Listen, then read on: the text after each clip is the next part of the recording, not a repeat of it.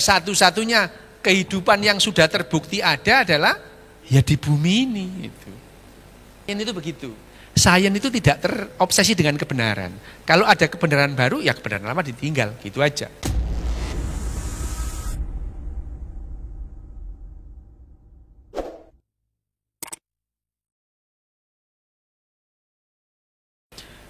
Mengabaikan fakta. Mengabaikan fakta. Nah. Ini kita kapan ini masuk neuroekonomi ini? Nah, jadi sebelum tahun 2013 itu dalam ekonomi itu masih ada perdebatan. Apakah ekonomi itu masuk ke dalam ranah sains atau dia filosofis? Karena 2013 ada pemenang Nobel yang dari Amerika. Ya. Nah, ekonomi itu sains atau filosofi? Ekonomi itu applied science. Applied science, gitu ya. Kedokteran itu juga applied science. Kedokteran itu bukan sains. Applied science, gitu ya.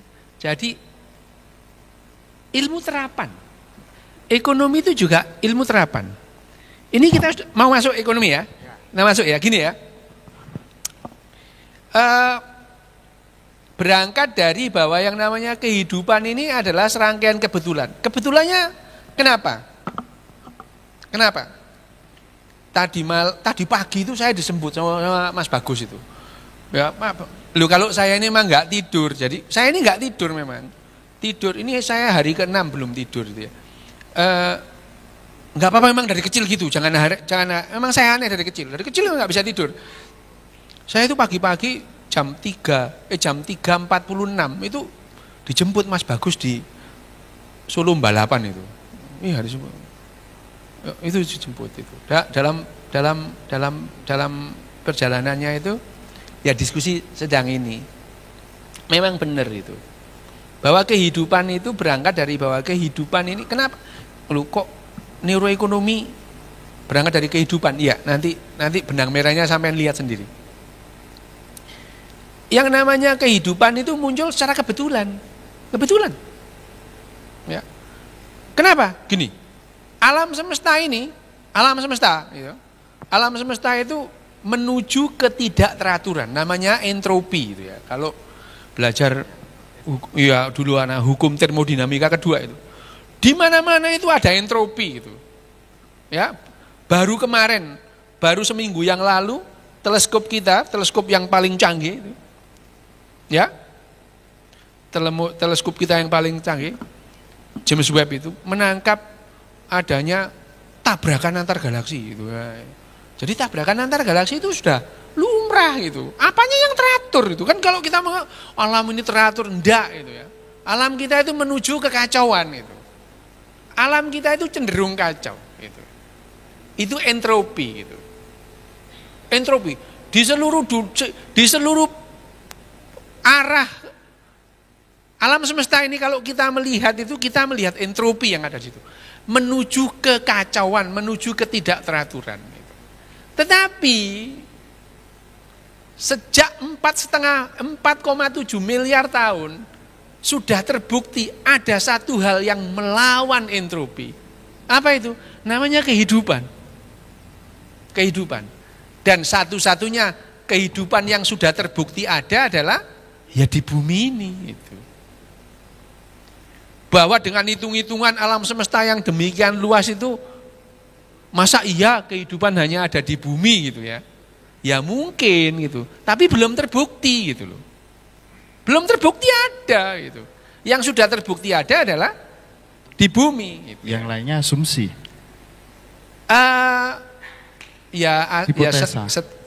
Hipotesa bahwa kemungkinan yang seperti ini bisa terjadi hanya kalau seandainya ada kehidupan di misalnya 200 juta tahun cahaya dari kita itu, ya hampir pasti kehidupannya nggak seperti di sini.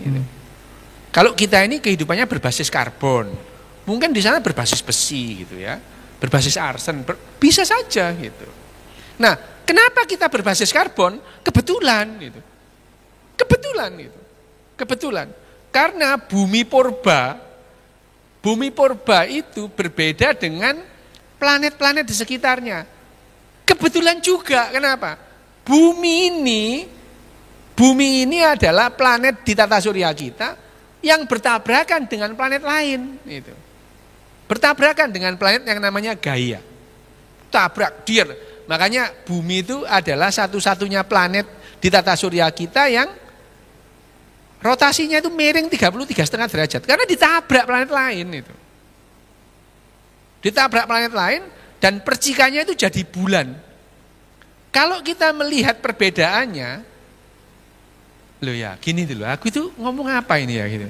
Coba ngomong astrofisika, tapi saya dulu tergila-gila sama astrofisika memang pada saat SMA itu ya. Miring gitu ya. Nah percikannya itu jadi bulan. Kalau kita melihat ada Merkurius, Venus, Bumi, Mars, sampai yang namanya Pluto itu ya. Itu ya seperti Saturnus atau terus kemudian Jupiter, mereka itu punya bulan, banyak bulannya itu ya. Punya satelit. Tapi satu-satunya satelit yang identik dengan planetnya itu ya bulan itu. Usut punya usut, lah ini adalah percikannya bumi karena tabrakan tadi itu ya. Itu berbeda. Nah, karena tabrakan itu yang namanya atmosfer bumi purba itu dipenuhi oleh CO2 gitu. Loh kebetulan lagi gitu ya. Kebetulan lagi. Ini kebetulan lagi. Dan CO2 itu bisa mempunyai yang namanya efek rumah kaca, greenhouse effect yang sekarang kita takutkan itu loh ya. Kita takutkan sekarang greenhouse effect itu. Loh, CO2 yang ada di permukaan bumi purba dulu itu yang menuju membuat ada kehidupan. Kenapa?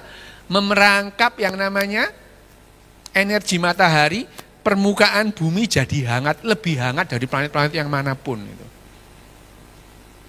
Nah, kalau menurut hukum termodinamika kedua, entropi bisa turun kalau ada energi dari luar. Jadi kita sistemnya dibuat terbuka, ada energi dari luar, entropi jadi turun. Gampangannya gini. Kalau sampean nonton kemarin bal-balan antara Chelsea sama apa yang kalah itu ya, Chelsea sama MU gitu ya. Nonton di kamar ini, nonton di kasur gitu. Enggak lama kemudian kasur sampean ini morat-marit. Itu namanya entropi. Memang kecenderungannya enggak teratur itu. Nah, untuk menurunkan entropi itu perlu energi, dibersihkan, gue penebah, ceret. Itu penuh energi itu ya. Membuat yang tidak teratur itu menjadi teratur. Itu perlu energi. Sama, itu gambarannya seperti itu. Ini kotor, disaponi gitu ya. Perlu energi, perlulah. Itu perlu nasi rawon pecel itu kan ya energi itu, bersih-bersih itu. Vacuum cleaner itu juga energi itu. Entropinya di mana? Dibuang keluar. Jadi lebih kotor di sana gitu. Sama ya, itu sama dengan itu, kehidupan itu. Jadi awal bumi purba itu ada yang namanya efek rumah kaca. Dia memerangkap energi di situ, gitu ya. Sehingga akhirnya energi itu membuat segala sesuatu yang tidak teratur di bumi ini menjadi lebih teratur gitu. Sehingga atom-atom yang tadinya berserakan itu menjadi senyawa-senyawa baru. Yang mendesain siapa? Enggak ada, kecelakaan itu. Tabrakan kecelakaan itu. Jadi kalau seandainya tidak ada tabrakan antara Gaia dengan bumi waktu itu, lah kita enggak ada gitu. Balik lagi ya setelah itu. Setelah terperangkap terus kemudian ada senyawa-senyawa yang cenderung bergabung untuk menyimpan energi gitu. Ya. Gampangannya gini. Tahu batu kapur? Terus kemudian ditaruh di air, panas enggak? Lah itu dia menyimpan energi. Lu itu prosesnya itu miliaran tahun dia menyimpan energi itu. Keluar setelah dikasih air, itu reaksi kimia itu ya. Gitu ya, itu. Itu adalah bagaimana yang namanya sistem terbuka itu menyerap energi untuk sebuah menjadi lebih stabil gitu. Nah, akhirnya sekitar 5 miliar tahun yang lalu itu yang namanya bumi 5 miliar ya. Setelah 2 miliar terbentuk bumi kita itu yang namanya atmosfernya itu penuh dengan yang namanya senyawa-senyawa yang lebih stabil. CO2, NH3, CH4 itu ya. Dan mereka itu menemukan jalannya menjadi struktur yang lebih stabil lagi itu. Struktur yang lebih stabil lagi. Karena apa? Hantaman sinar kosmis, terus kemudian ada petir itu.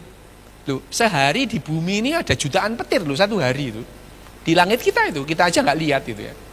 Ada jutaan petir itu. Dan petir-petir itu di waktu itu membentuk struktur-struktur yang lebih stabil. Ya. Nah, akhirnya penuhlah yang namanya lautan di bumi itu disebut primordial soup. Ya, primordial soup yang berisi PPLO.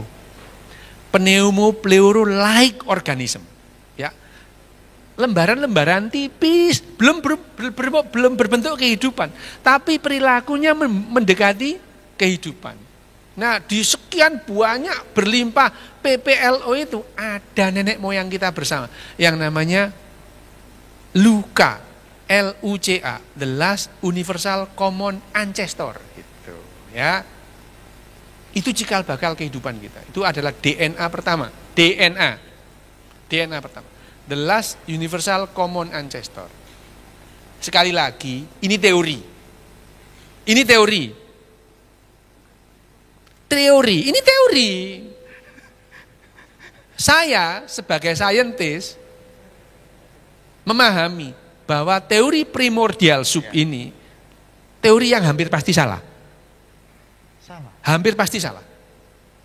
Tetapi sekarang kita belum punya penjelasan yang lebih logis dan lebih rasional ketimbang ini. Ya, sains itu begitu. Sains itu tidak terobsesi dengan kebenaran. Kalau ada kebenaran baru, ya kebenaran lama ditinggal, gitu aja.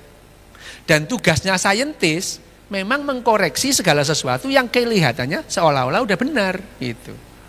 Jadi kalau omongan saya ini besok terbukti salah, ya udah emang salah, gitu. Ada sesuatu yang baru yang benar, gitu. Itu sains, gitu ya. Itu tadi teori primordial soup itu adalah teori yang hampir pasti salah. Tapi kita tidak punya penjelasan rasional lebih bagus ketimbang teori ini. Ya. Tidak ada, gitu ya. Ini yang paling bagus, ya. Munculnya DNA pertama. Jadi kita ini teori, ya. Jadi ini teori bahwa dari teori ini kita itu bersaudara dengan kedondong, dengan bengkoang, dengan kecoa, itu kita bersaudara, gitu ya. Bersaudara karena nenek moyang kita sama, gitu. Dengan kecoa, dengan wedus itu kita bersaudara, gitu. Bersaudara itu. Kan teori, iya teori, enggak apa-apa. Ada teori yang lain kita bersaudara dengan kendi, genteng, tembikar karena terbuat dari tanah liat. Enggak apa-apa, terserah milih yang mana gitu, enggak apa-apa gitu. Ini teori, tapi teori ini adalah teori berbasis sains.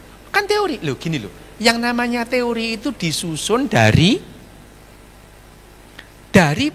kesimpulan berbagai fakta. Jadi fakta dianalisa, disimpulkan. Itu namanya teori gitu. Loh, gravitasi itu ya teori. Evolusi kan teori. Lah gravitasi ya teori. Kalau nggak percaya teori gravitasi lompat dari lantai 2 tuh. Tuh ngerasakan teori gravitasi itu. Lah dikira teori itu nggak bisa dirasakan, itu teori gravitasi gitu. Nah, ini adalah kebetulan pertama. Kebetulan pertama. Muncul yang namanya kehidupan pertama.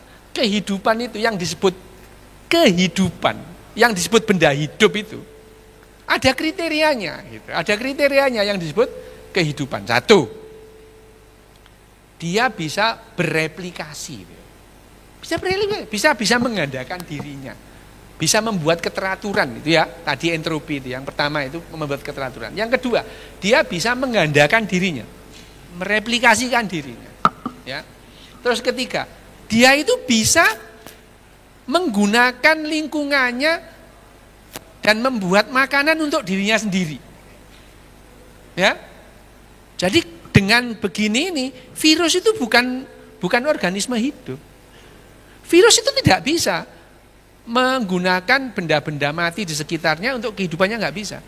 Untuk berkembang itu dia harus nempel ke sel, ke kehidupan lain. Jadi virus itu bukan kehidupan. Dia harus nempel ke kehidupan untuk bisa bergerak. Ini memang parasit penuh kalau virus ini ya, itu. Nah, itu tadi ya. Terus kemudian dia mempunyai yang kehidupan tadi yang syarat kriteria berikutnya, dia mempunyai sisa-sisa metabolisme itu ya.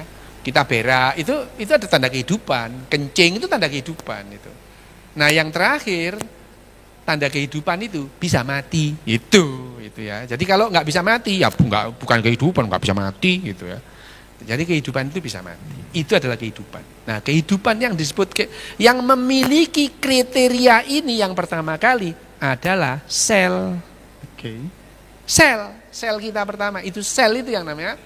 Lah, sel tadi itu ada kan dari berbagai macam kebetulan tadi. Nah, sel ini akhirnya berkembang banyak itu. Sampai 650 juta tahun yang lalu itu banyak kehidupan. Dan 650 juta tahun yang lalu itu bumi mengalami kepunahan massal pertama. Kepunahan massal. Kenapa? Ada bakteri yang namanya cyanobacter melepaskan oksigen banyak yang namanya ke atmosfer ini. Sehingga oksigen yang levelnya tadinya 10% menjadi 21% seperti sekarang ini. Matilah kehidupan itu. Banyak 90% spesies itu mati. Muncullah spesies baru. Nah, kebetulan lagi ada cyanobacter itu membuat oksigen kita jadi sekarang. Seperti sekarang. Coba kalau nggak ada cyanobacter sampean gak ono, Mas. Ya, itu. Nah, sekarang dari kebetulan itu sampai kepunahan kelima. Kita itu mengalami kepunahan massal 5 kali loh bumi ini. Kepunahan massal itu banyak itu, mendadak mati. Kepunahan massal terakhir itu 65 juta tahun yang lalu. Dinosaurus yang bercokol ratusan juta tahun mendadak mati aja itu, hilang habis. Ya. Jadi kita itu mengalami kepunahan massal berkali-kali itu ya. Dan cepat atau lambat manusia itu juga akan punah itu ya. Jangan baper, dulu gak ada manusia ini gitu ya. Kalau punah ya udah sih gak apa-apa. Oh dulu pernah gak ada kok itu ya.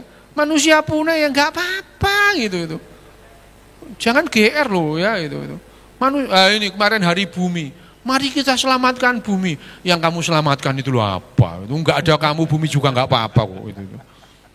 Lu kamu itu gayanya itu loh menungso. Save the earth lu kamu save itu loh apa gitu. Oh yang kamu save itu loh apanya gitu. Terus kita itu climate change itu perubahan. Lah dalam sejarah manusia itu 350.000 tahun. Kita itu mengalami 5 kali zaman es itu. Lah iyalah itu. Bumi mendingin sak dingin-dinginnya terus panas lagi loh. Lah. Kok kita sekarang merasa ini bumi ini sekarang rusak gara-gara GR banget enggak ada. Manusia itu tidak bisa merusak alam, tidak juga bisa merawat alam. Yang bisa itu kamu menurunkan entropi di sekitarmu untuk supaya kamu hidup lebih nyaman. Gitu cara mainnya itu. Ya, entropi di sekitarmu diturunkan supaya kamu bisa hidup lebih nyaman. Lah itu ekonomi. Oke. Kita dapat benang merahnya. Itu ekonomi itu. Kamu menurunkan entropi di sekitarmu supaya hidupmu lebih nyaman. Itu entropi. Jadi pada dasarnya ekonomiku rebutan kalori. Loh, memang hukumnya kehidupan itu begitu. Kita berebut kalori itu supaya mempertahankan kehidupan. Tanpa kalori kita tidak bisa hidup. Gitu. Kalori yang kita konsumsi sejak 4,7 miliar tahun itu dari mana? Nah dari matahari itu. Matahari. Sekarang pada saat zaman nenek moyang kita pemburu pengumpul itu ya 12.000 tahun yang lalu, satu manusia, Homo sapien, satu hari menghabiskan sekitar 8.500 kalori sehari konsumsinya ya. Konsumsi Homo sapien zaman 12.000 tahun yang lalu itu adalah satu Homo sapien menghabiskan 8.500 kalori per hari. Sekarang detik ini satu Homo sapien mengkonsumsi 380.000 kalori sehari. Untuk apa? Itu untuk lampu, untuk mobil, ya, itu kalori semua itu. Mobil, dari mana mobil? Dari energinya dari mana? Dari mesinnya. Ada apa? Bahan bakar. Bahan bakarnya apa?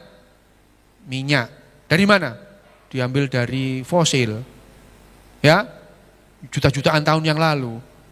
Fosil-fosil tumbuhan dan binatang. Dapat dari mana mereka? Nyimpen energinya. Dari makan. Dari mana? Tumbuhan. Tumbuhannya dari mana? Dari matahari. Klorofil itu ya. Menyimpan energi, kita makan gitu. Matahari membuat, kita makan. Energinya kita buat. Ya, jadi semua energi dari matahari gitu. Jadi ya logis kalau ada orang nyembah matahari ya gitu. Enggak apa-apa. Itu pusat kehidupan kok itu. Daripada yang nyembah yang belum jelas ada apa enggak. Gitu itu lebih logis. Lebih logis itu ya itu. Jangan marah itu. Itu lebih logis itu. Logis itu. Itu ya itu. Itu adalah itu sains itu ya. Jadi sekarang kita punya alternatif membuat energi misalnya nuklir. Tapi nuklir kan sedikit banget yang kita pakai itu ya. Nuklir itu sedikit. Lebih banyak yang dari matahari. Nah, kembali lagi ke ekonomi bahwa kita itu rebutan namanya kalori. Nah,